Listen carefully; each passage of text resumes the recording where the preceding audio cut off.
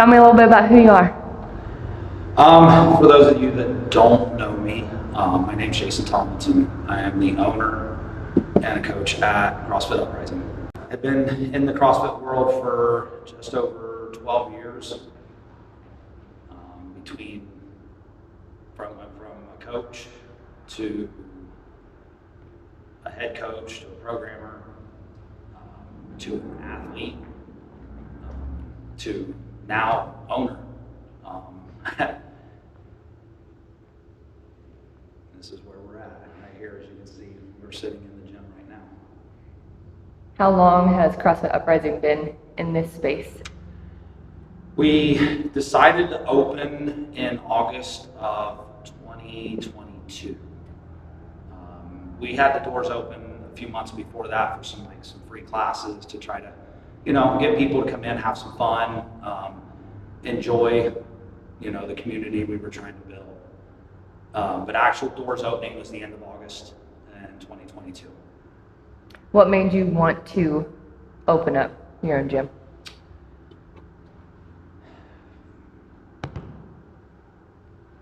For a long time,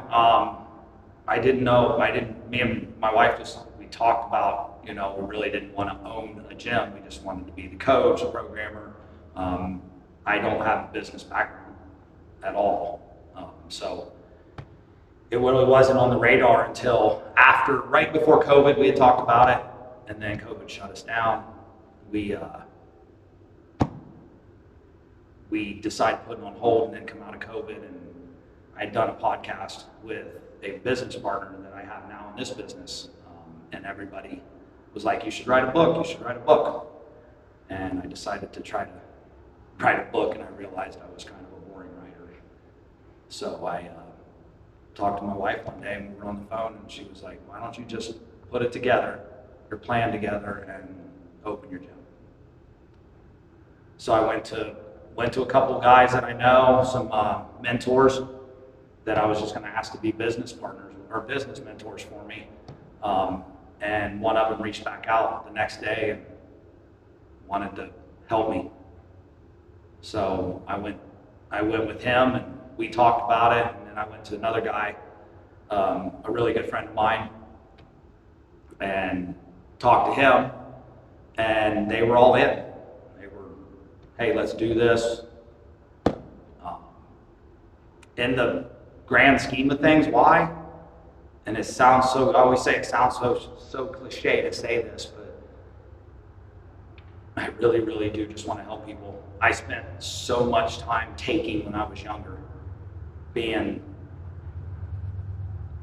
such a turd, I guess, if you want to call it that, that I just felt like I needed to give back, and it just felt so right when I found CrossFit and become a coach. Okay. So now that we've been in this space for a little bit, tell me a little bit about the daily operations here, what classes we have, how you come up with programming. So I programmed for, it's going on about 8 years now. I started where I first started coaching at. Some other athletes wanted some more programming, some a little more higher level. So I started writing then, and it's been this long process of learning the program. And I still get it wrong to this day. It's still not perfect. It's always a learning process. My wife always plays devil's advocate to me, and she goes, I look at it so much that she looks back over it for me and always finds, where I may have missed something, or things just don't add up to what I was trying to do. So it's still a learning process, but I do all the programming. We have classes at 5 a.m., noon, 4, 5:15, and 6:30 at night. And through the summertime, when the teachers are out of school, we run one at 6 or at 9 a.m. I usually spend most of my morning programming or doing some kind of business stuff. People are real funny. They're all like, you own a gym, you must work out all the time. It's not true. spend an hour, hour and a half in the morning. Usually get my session in between classes. And if I don't, I usually throw it in with class. I jump in the afternoon in one of my classes, work out with my members. I like to show them that we do the same thing. We do the same thing as they do. Every once in a while, I have to alter some things, maybe to make it a partner's, to get a workout in with somebody else, or I have an injury or whatever it may be, but I do the same programming.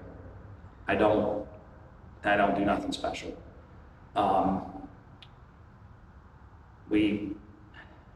Things run like a normal CrossFit gym. We don't do anything special. We believe in what we do here. So besides like the regular CrossFit classes we offer, what types of community things have you been involved in lately? We've done quite a few things here. Our first year here, I always tried to do something, always wanted to. It was always a big deal to me to try to do something around Christmas for somebody or some form of organization. Our first year here during Christmas, we did the Panther Pantry.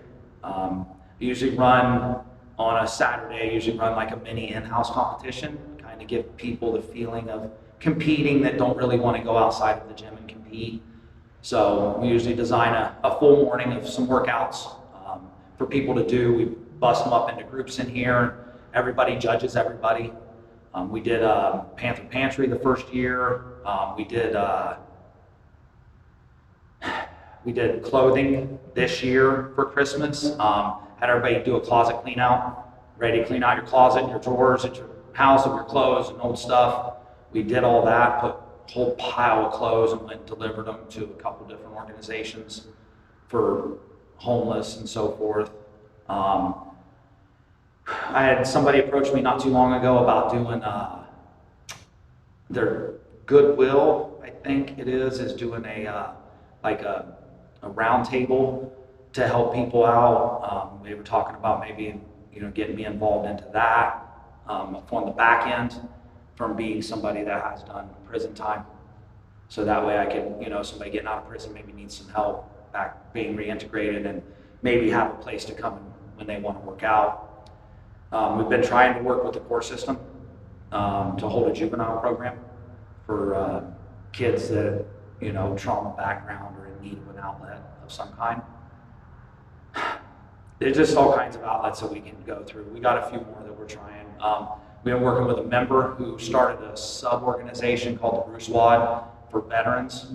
They offer scholarships to veterans to get them in the door, to give them an outlet for trauma and PTSD and so forth. And when he wanted to do it, he came to me and was like, "Hey, do you want to be a part of this?" And there was no questions asked. I was going to be. He'd come up with a workout, and then on Veterans Day every year we hold the event.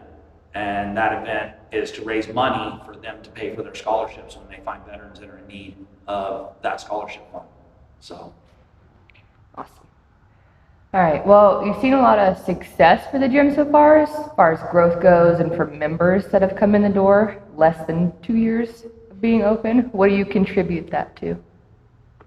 So one of the biggest things that was ever given to me about this, and I was never the owner, so I never thought of it this way, was my wife had me read something one day, and she was like, "You should read this. This is when you want to open your gym finally, or when we open, this is what you need to think about."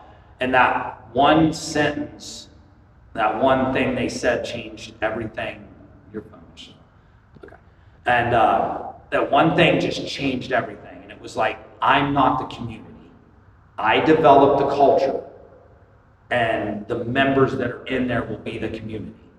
And I'd never been that way before. Like, I'd always just been the programmer and the coach, and I needed to just be part of the community and show the community that I'm part of it. This changed everything, because now I just developed a culture I want to see here, and the members need to do that. Well, through all of the years of doing this, I think just being me and being real, like I'm not a head patter. I'm not a person that just pats you on the back because I think maybe you need it. You know what? If you need to fix something, I'm going to let you know you need to fix it. or we're going to work together to get, a weakness fixed. And if your lift looked like crap, then your lift looked like crap, and we're going to fix it and make it better. I've always just been real.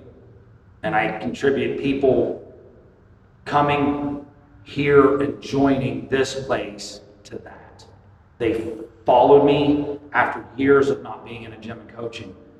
Came up, I opened a gym and they came. And I contributed to just being real. So as far as the next year goes for CrossFit Uprising, what would you like to see? More people, help more people, growth, obviously.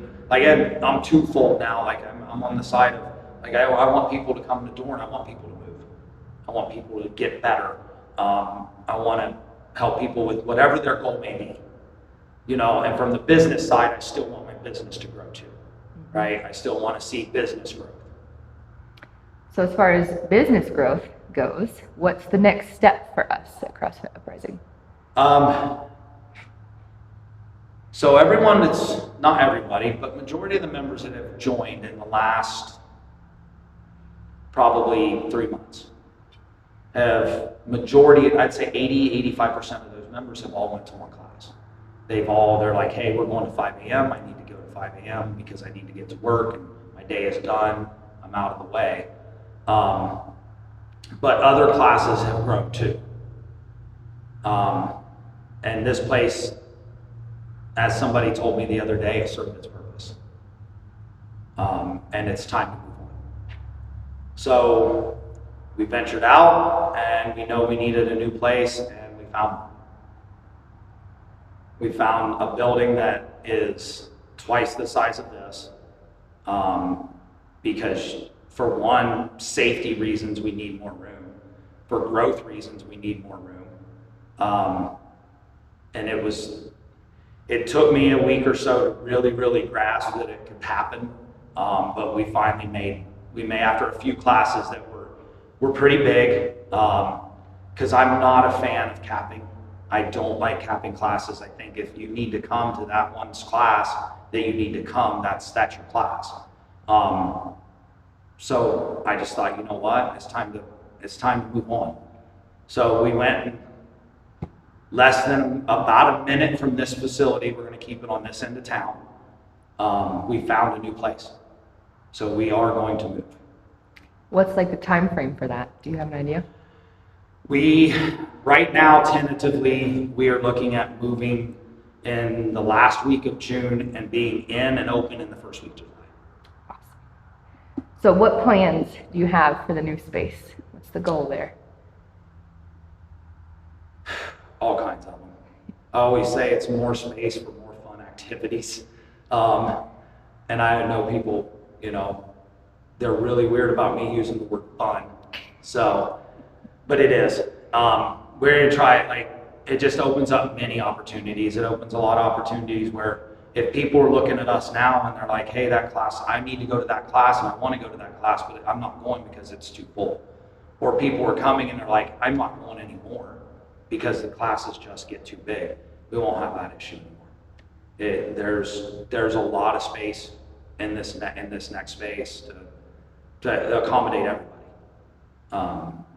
It'll take a minute. Everybody just kind of hang on.